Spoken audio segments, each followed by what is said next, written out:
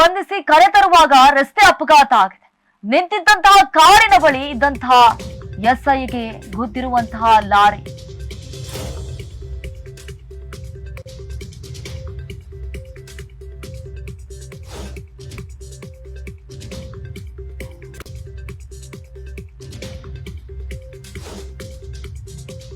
Talaghattapura sub inspector Mehboob Guddalli ಸಾವನ್ನಪ್ಪಿದ್ದಾರೆ.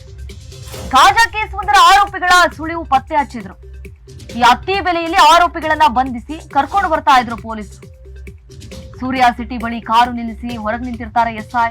ಇದೇ ಸಂದರ್ಭದಲ್ಲಿ ಹಿಂಬದಿಯಿಂದ ಬಂದಂತಹ ಲಾರಿ ಗುದ್ದಿದೆ ಎಸ್ಐ. ತಕ್ಷಣ ಗಂಭೀರ ಗಾಯಗೊಂಡಿದ್ರು. ಅವರನ್ನ ಆಸ್ಪತ್ರೆಗೂ ಕೂಡ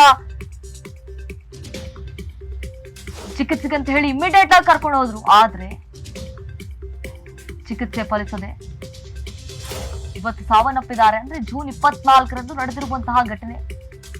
ಈಗ ಆಲ್ಮೋಸ್ಟ್ 5 ದಿನ ಆಯ್ತು. ಚಿಕಿತ್ಸೆಯನ್ನ ಪಡೆದುಕೊಳ್ತಾ ಇದ್ರು. ಆದ್ರೆ ಚಿಕಿತ್ಸೆ ಫಲಕಾರಿಯಾಗದೆ ಸಾವನ್ನಪ್ಪಿದ್ದಾರೆ. ಅಪಘಾತದ ಬಳಿಕ ಇಬ್ರು ಆರೋಪಿಗಳು ಎಸ್ಕೇಪ್ ಆಗಿದ್ದಾರೆ.